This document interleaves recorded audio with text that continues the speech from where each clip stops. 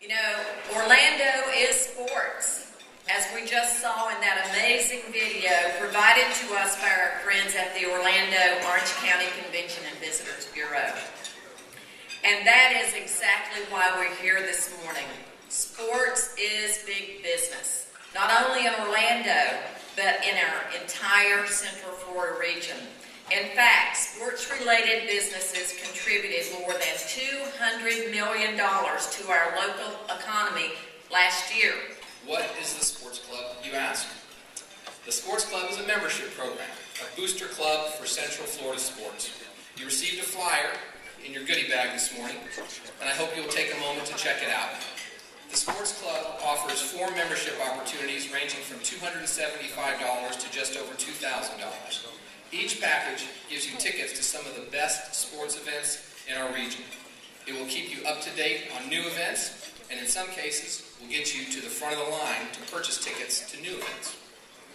In addition, the Sports Club will introduce you, or maybe reintroduce you, to all that Central Florida has to offer when it comes to sports.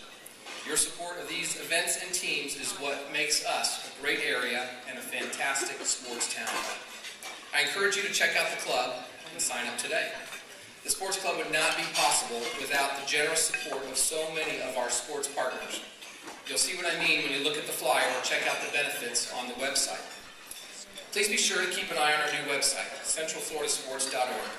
The design represents our energy and vitality as an organization and sports community, and we will play a larger role in promoting and supporting the events that currently take place in our hometown. As Ann mentioned, sports is big business. In the past 5 years alone, just from the events the Sports Commission has recruited, the total economic impact exceeds $338 million and almost 500,000 hotel room nights. And these figures don't include the bowl games, PGA golf events, Orlando Magic games and playoff runs, UCF, Daytona Speedway, ESPN Wide World of Sports, and much, much more. The numbers prove that sports works as an economic driver. But to continue to be a premier destination, we need an even greater commitment. The commitment includes venues, big and small, and financial resources to meet the growing demands and costs associated with hosting sports events. I know for a fact that the sports stakeholders here today, on our panel, at the expo area, and in attendance, are all committed to working together to grow the sports business in Central Florida. We will work together to support the teams, leagues, and events that we already have, and work together to put even more heads in beds by attracting new events. And I'm proud to say the Sports Commission, with these sports properties, our local government partners, CVBs, and others, will lead the effort to grow the sports business in Central Florida. Thanks again for being here, and thanks again, Ann, for all you and your team do to support the business of sports. Theme, and in recognition of our Orlando Magic's push to win the NBA Finals, I'm truly honored to introduce our starting 5, or Fab 5. I won't ask you all to stand and cheer, but here we go. At one guard, originally from the Bronx, he's 5'10", well, probably 5'9". Ken Potrock, Senior Vice President of Sports Enterprises for Walt Disney Parks and Resorts. The other guard, Fox Sports Florida and Sun Sports Senior Vice President and General Manager, Steve Liverani. And now, the big man in the middle. He's 6'3" and weighs... No, I wouldn't do that. The Director of Athletics and Executive Vice President of the University of Central Florida Athletics Association, Mr. Keith Tribble. What's up, big guy? Hey, how you doing, Joe? Forward, a Chicago native, listed at 6'2", and a proud product of the University of Central Florida, Mr. Steve Hogan.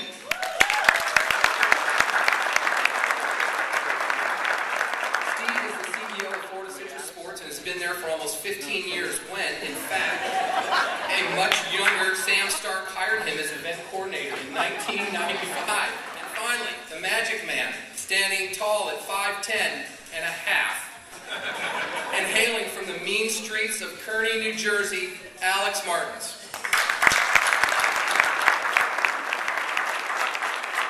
Ladies and gentlemen, our starting 5. Now, she's not quite the coach of this illustrious bunch, but she will get the most out of them with some poignant questions. It is my pleasure to invite Cindy Barth, award-winning editor of Orlando Business Journal, to the stage to moderate today's panel discussion. Cindy will also be taking questions from the audience at the conclusion of her Q&A. Cindy. Thank you, Cindy. Thank you, I Albert. think the most important thing is folks look at the facility and they know that it's a tourist development tax home run hitter. That's what it does. It brings folks into town. They stay in hotels. They generate a lot of revenue, somewhere in the neighborhood of $150 million a year into our community. And you think about that in terms of 74 years. That's right, 7 decades that the old lady has been there, generating billions of dollars for our community. And I invite you to come over and enjoy some of those 74-year-old. Let me just say that, when you talk about the 2 facilities that we built recently, the Bright House and Emperor Stadium and the UCF Arena, I can't explain the significance that those 2 facilities would do for our program and ultimately for this community. In order to establish a great athletics program, which in turn helps you establish a great university program. Ironically, I had a question with my staff yesterday. If you talk about the great universities in the country, especially public universities, they all have great athletic programs, or good athletic programs. And to be the 3rd largest institution in the country, which UCF is, we want to make sure that this athletic program is doing its part to be in that high, lofty area, being the 3rd largest, great academics, standing merit scholars, and so forth and so on. So those 2 facilities are the start of what will make this institution a great athletics program. So appropriately pointed out at the beginning of the program, sports is big business, and professional sports in the state of Florida in particular is really big business. Between the 9 professional sports teams of the 4 major professional sports leagues here in the state of Florida, you're talking about billions of dollars of economic impact over time and on an annual basis, quite frankly. And when you think about the magic here locally, it starts with jobs. It starts with jobs within our organization itself. Many people don't know that we have over 200 full-time employees at the Orlando Magic, almost 500 part-time employees that work either part-time in the office or on a game night basis. Many of those jobs in excess, or on average, and a lot of them in excess of $50,000 a year jobs. Good, high-paying jobs for our local economy. I think a lot of people focus on the salaries of our players and how extensive those are, but we also have to remember that those players are buying homes here in our local community, paying significant local property taxes. They also spend a lot of money, so they're spending a lot on local sales taxes. So within the organization itself, a lot of local economic impact. Then you have all of the jobs that you provide with our games and with the full-time staff itself. The next category I would point to is the exposure that a professional sports team, brings to the local community. Of course, the majority of our games, virtually all of our games, are broadcast here in the region by our great partner Fox Sports and Sun Sports.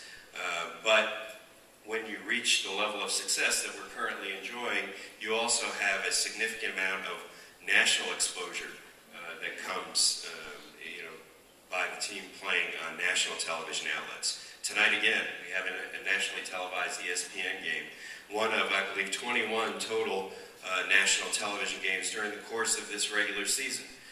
You look back to last year's NBA Finals run, and the finals were broadcast in over 200 nations around the world.